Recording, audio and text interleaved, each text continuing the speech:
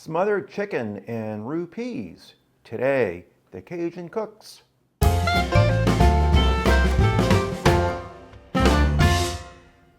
I'm Warren Richard, and today, the Cajun Cooks, a classic comfort meal in the South with a Cajun twist. Today, I'm going to cook smothered chicken, and that would be something we would have Sunday dinners, for example. It's also comfort food on a rainy day, a chilly day, or a special day because it tastes really good. And I'm going to pair the smothered chicken with one of my favorites from my childhood, roux peas. When my grandmother had roux peas on the stove, we couldn't wait to get at them, and it served over rice. So let's go to the kitchen and let's start cooking smothered chicken with roux peas. Welcome to the kitchen. So let's get started with smothered chicken. And while the chicken is smothering, I'll make the roux peas. So we get a double dose of Cajun cooking today. So let's start with the smothered chicken. That will take about an hour and a half. And I'm going to start the smothered chicken on the stove top and then put it in a very low oven. And it should be done in about an hour and a half or so. When the chicken is falling off the bone, it's good to go. So what ingredients do we need? Well, of course, we need chicken.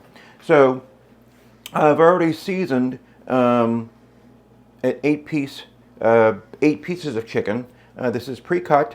Salt, pepper, a little sprinkle of a Creole seasoning that's mostly paprika, and a dash of cayenne pepper. I'm going to smother the chicken with 2 chopped onions, 3 stalks of celery, also chopped, 2 cloves of garlic, a couple of bay leaves, about a half a teaspoon of some dried thyme, of course, salt and pepper, and I'm going to add a dash of Worcestershire sauce. And then when we get into the deglazing part of this, I'll be using some white wine and some chicken stock. So let's get started. I've preheated my pan here. You want a pan that's big enough to accommodate 8 pieces of chicken. So I'm using my go-to pot here, my Magnolite roaster. I'm going to turn up the heat just a little bit. I'm going to add some peanut oil to the roasting pan. Cast iron skillet would do as well, just as long as it's big enough. A little more oil.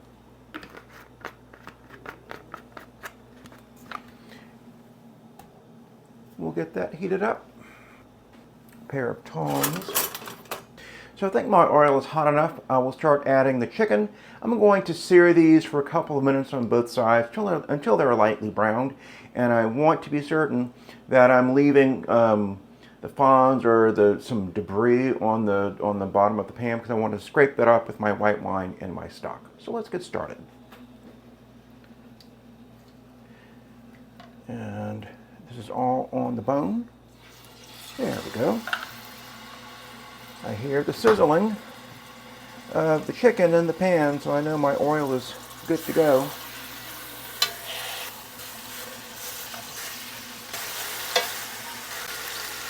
And there we have it.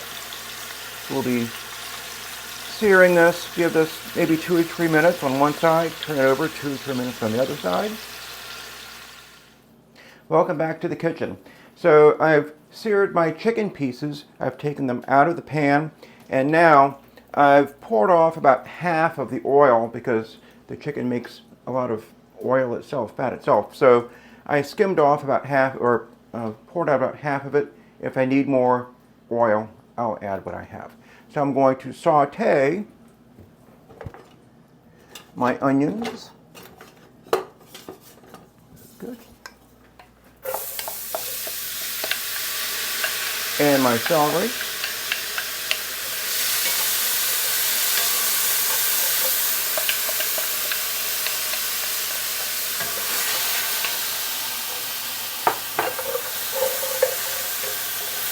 And I'll saute these for about 3-4 minutes or so until they're soft.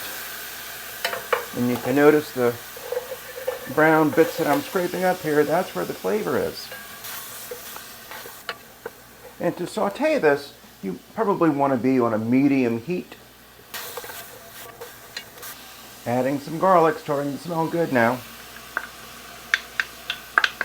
And I'm going to give this another minute or two to saute in the pan.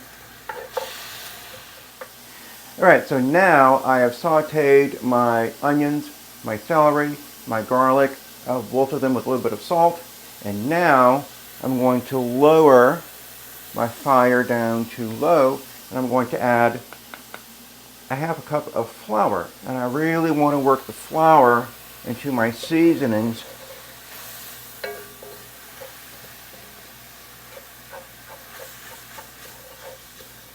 And be very thorough in getting it into the onions and the celery and the garlic. And you want to be on a low heat. You don't want the flour to burn, but you do want it to get into the seasonings because we want to deglaze it with some wine. So here we go. So let's deglaze now with a little bit of white wine. Be sure it's dry. Pick anything you want, anything you like to deglaze the pan. And I'm going to say it's about a half a cup. And we're going to boil the wine off.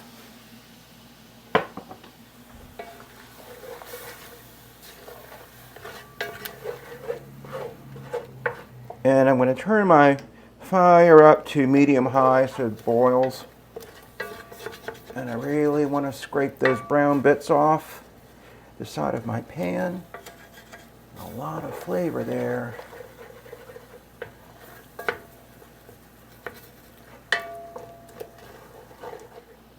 Now I'm ready to add my chicken stock. You could use water as well because this chicken smothering in this sauce will add a lot of the chicken flavor you get from stock. I like using stock, so I'm using about 2 cups.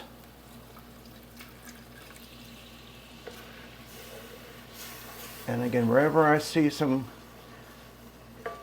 brown residue from the chicken, I'm going to scrape that into the pan. I want to use all of that. This is going to be thick, so don't worry about the sauce being too dense. There we go.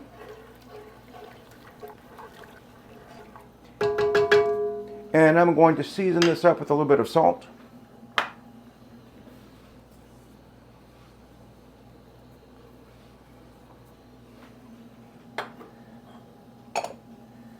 Some cracked pepper.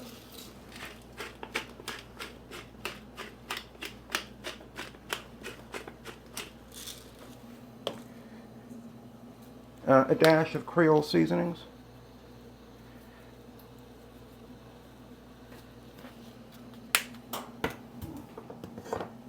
And a splash or 2 of Worcestershire.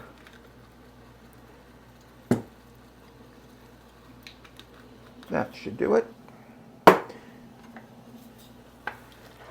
Alright, so that's coming up to a boil.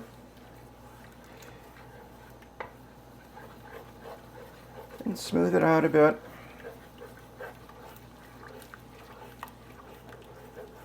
That's looking pretty good already.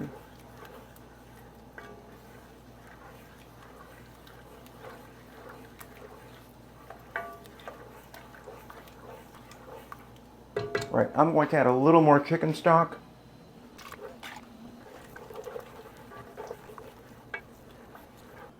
Alright, so my sauce has been smoothed out. I've integrated the flour with the stock. I'm ready to finish seasoning it up. I'm going to drop in 2 bay leaves. 1, 2. And my thyme. I'm going to give that a stir.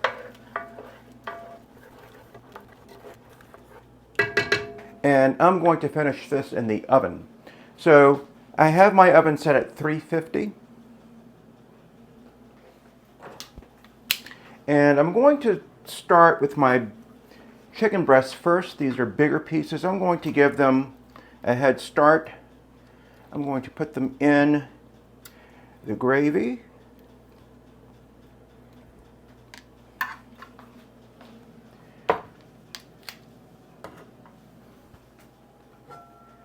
I'm going to cover my pan and I'm going to put it in the oven.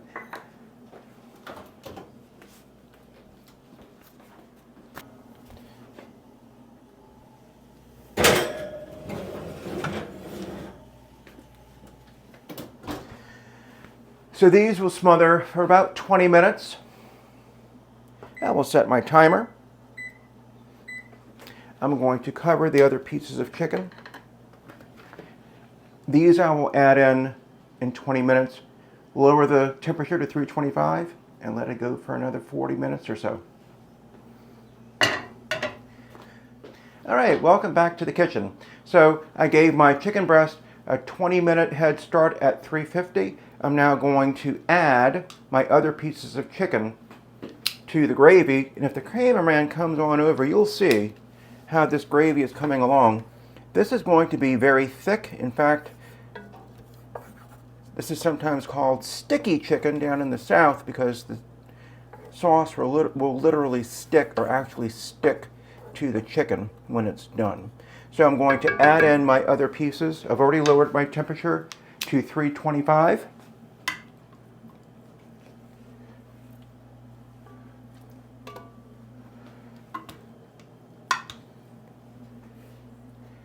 And feel free to finish this on the stovetop. Just be certain you're working on simmer for all of this time. And I would imagine this would even be good in a slow cooker. So pick your method. I like it in the oven.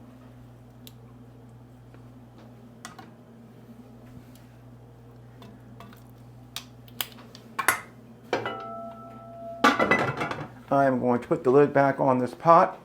It will go into the oven. Another 20 minutes will pass. I'm going to stir the chicken into the sauce, and at that point I will start. Roux peas. I love roux peas. All right, so let's come back together. Let's reconvene in 20 minutes. I'm going to go and read a book. See you later. A few moments later. All right, so 20 minutes have passed. I'm going to turn the chicken into the gravy, the sauce. And I'm going to do it just like this. And you can see that delicious gravy coming together.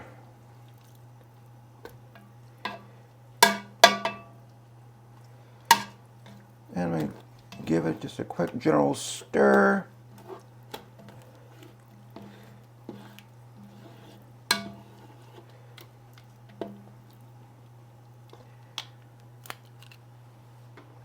I'm going to cover it and put it back in the oven.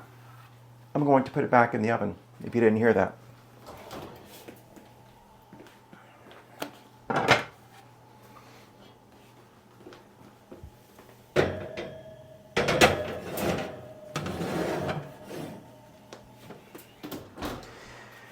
So I'm going to check this again in another 20 minutes.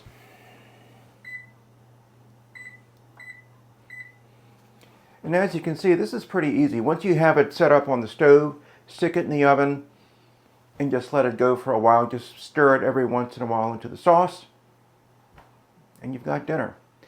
Let's move on to our side dish.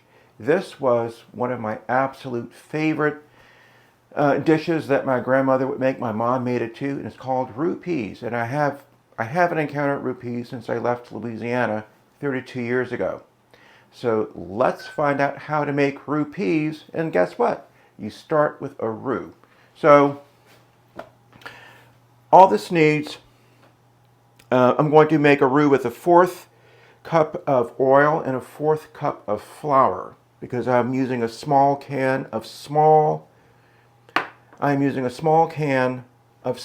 peas. Be certain the peas are small. Petit pois peas is what my grandmother used. I'm not sure of the brand. I think it's Le Sueur or Dubon.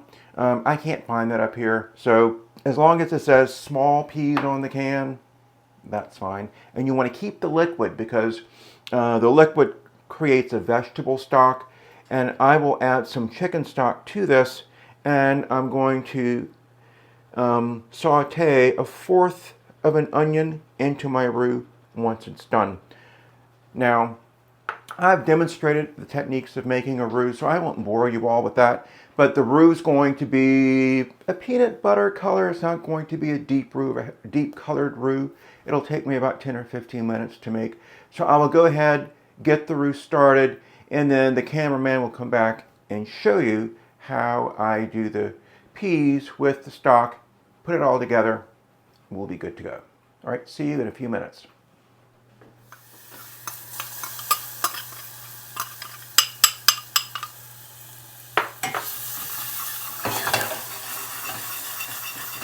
All right, so I'm sauteing my onion, about 1/4 of an onion, and the roux, and this will saute for about 5 minutes or so. Smells good.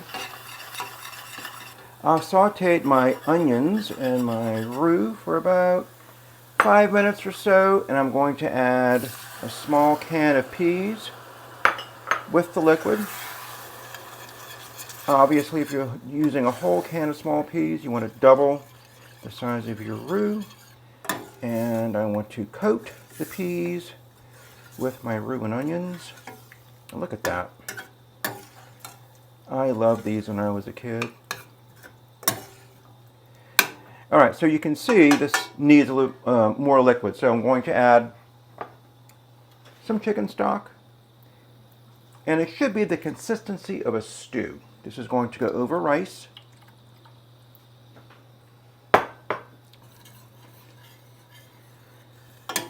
And this is what it looks like. I'm going to bring this to a boil.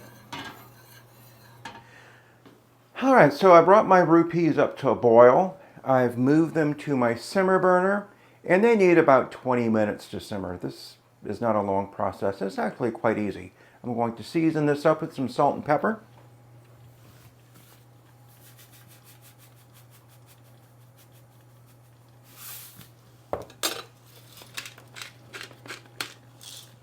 And I like Worcestershire sauce in some of this, a lot of my Cajun cooking, so I'll add a drop.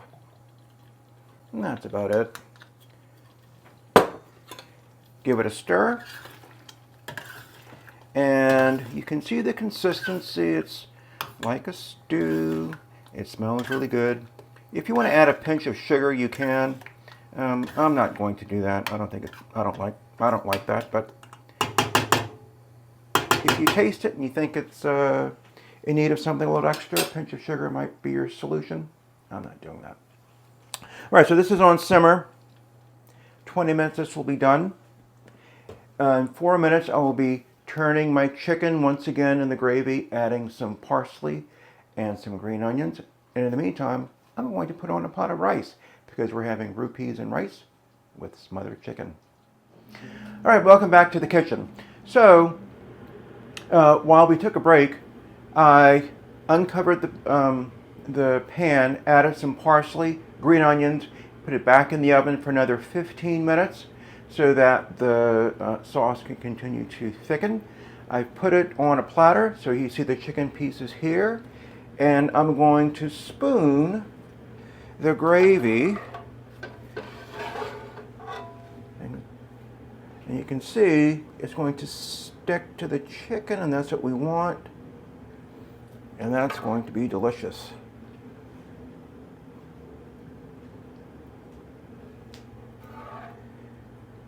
Nice color on that. I'm getting hungry. And you can spoon as much of the sauce on the platter as you'd like. I think I'll stop here for now, but you're getting the idea. Welcome to the dining room. So dinner is done. It took about 1 hour and 15 minutes to get all this together. And really, once the chicken's in the oven, and of course the roux peas is another 15 or 20 minutes or so, I read a book while I was waiting all this to finish. So how do we serve this? Well, let's start with chicken. And you can see I'm going to start with the chicken breast. And it's coming right off the bone. And that's what we want. Don't ignore the dark meat down here. That's where all the flavor is. I'm going to grab a leg. Chicken leg here. And I've got my sticky gravy on here. So pass this around the table. Everyone gets a piece of something. Chop into the chicken breast and grab some rice.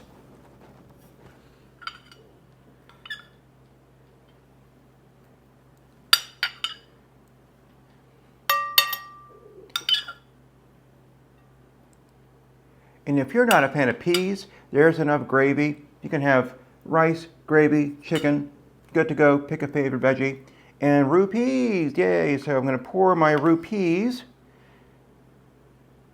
over the rice. Yummy.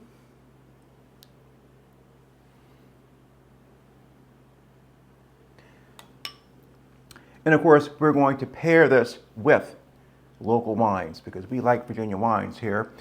So here are some options. Yay for Chardonnay. I'm a Chardonnay guy. Thank you, Teresa Delmar, for recommending the Rappahannock Cellars White Label Chardonnay, lightly oaked. Pairs very well with roasted chicken, smothered chicken, any kind of chicken or poultry, pork. So this is an excellent choice. And then Kirsty Harmon over at Blenheim Vineyards gave us two other suggestions. Roux, which is a grape that is used more commonly for blending in the Rhone region. Some vineyards in Virginia can grow Roux quite well, and they bottle it as a single varietal. This has more of an unctuous mouthfeel. So if this is something you'd like to try, I love Roux. So give this one a try. And if you want a red wine with smothered chicken, there's a red wine option for you. Blenheim Vineyards, Kirsty Harmon suggested the Farm Red. It's a non-vintage red, a blend of Cabernet Sauvignon, Grenache, and Cabernet Franc. All right, so we are ready to eat. And of course, Mother's Day is coming up, and I have a splash of the Chardonnay. I want to toast the memory of my grandmother who inspired me to cook Cajun food, and my wonderful mother who also was an inspiration for me in the kitchen. Happy Mother's Day, Mom.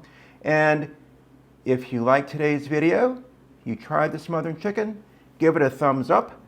Subscribe to the Cajun Cooks. The Cajun has cooked, and the Cajun's going to eat. Cheers from the Cajun Cooks.